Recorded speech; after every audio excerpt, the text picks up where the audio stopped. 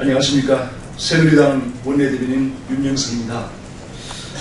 오늘 오전에 열린 원내대책회의 비공개 회의에 대해서 간략하게 브리핑을 하겠습니다.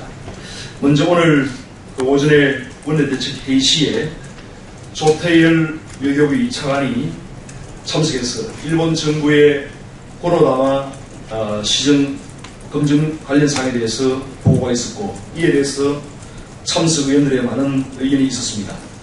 먼저 위안부 피해 당사국인 인도네시아, 말레이시아, 필리핀 등 이러한 국가들과의 국제 공조를 통해서 일본의 고노다마 수정 시도에 적극 대응을 해야 한다는 의견이 있었고, 우리나라 주도하에 미국, 유럽 등 각국과 협력해서 전시 여성의 인권 문제에 대한 기리문을 채택해야 한다는 의견도 제시되었습니다.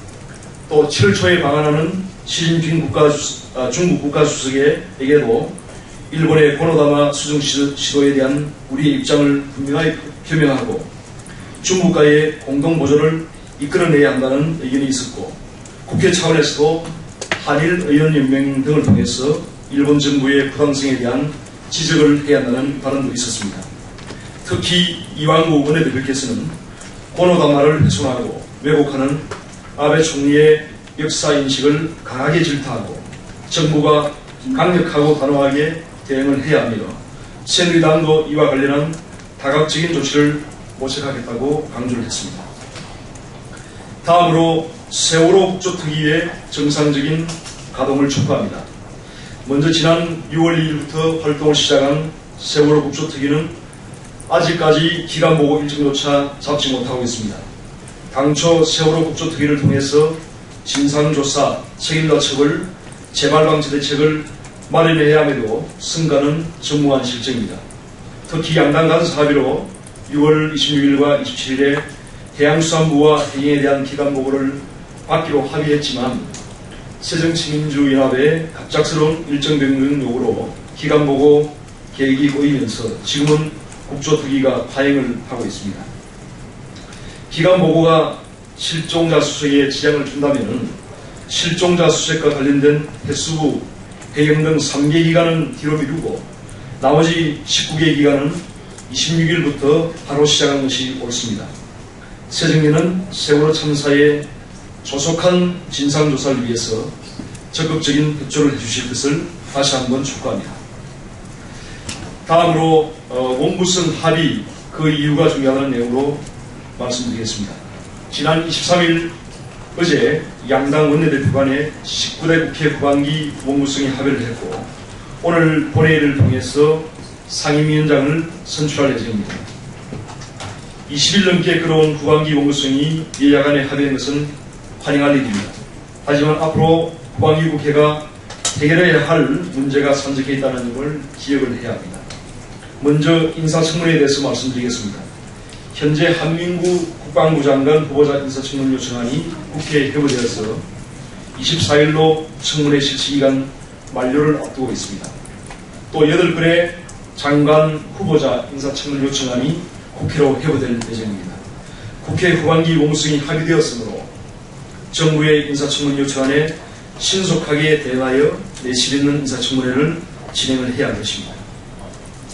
이번 인사청문회는 정치적 이익을 위한 정략적 접근이 아니라 정부 부처를 이끌어갈 책임자인지 이거를 판단하는 실질적인 인사청문 절차가 됨으로써 국민의 신뢰를 받는 국회가 되어야 합니다.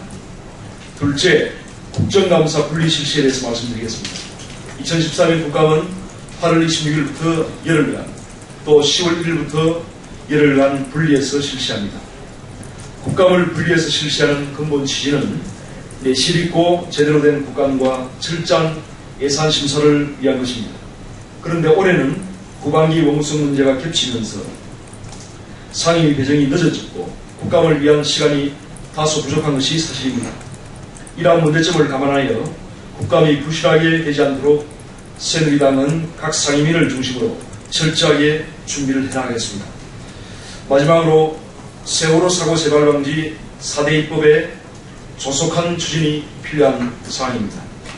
4대 입법은 재난 컨트롤 시스템 정비를 위한 정부조직법, 관피아로 인한 발생하는 무사밀주의와 가족의 간행을 뿌리 뽑기 위한 공직자윤리법, 청렴한 공직문화 정착을 위한 김영란법, 부정하게 번 돈은 끝까지 추적하여 거꾸로 기속시키는 유병헌 처벌법입니다.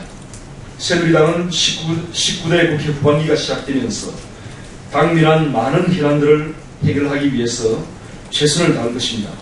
새정치민주연합에 적극적인 협조를 당부드립니다. 다음으로 조희연 서울시 교육감 당선자의 초대형 인수위를 통한 세력과시는 자제해야 합니다. 조희연 서울시 교육감 당선자는 284명의 초대형 인수위원회를 구성했다는 비판을 받고 있습니다. 이것이 만일 사실이라면 이는 매우 우려스러운 행보라고 할 수 있습니다. 교육감 인수위의 경우에 급박한 정책을 유도할 사안이 상대적으로 적기 때문에 실질적인 현안에 대한 것만 파악을 하고 취임한 이후에 서서히 찾아가도 큰 문제가 되지 않습니다. 그럼에도 불구하고 조희연 당선자는 점령군처럼 세력을 가시하는 모습을 보이고 있습니다.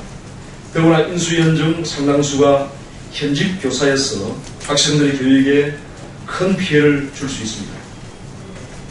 또 정치적 중립성을 유지해야 할 교육감 당선자가 인수위를 정교조든 진보 성향 인사 위주로 구성했다는 비판을 받고 있습니다.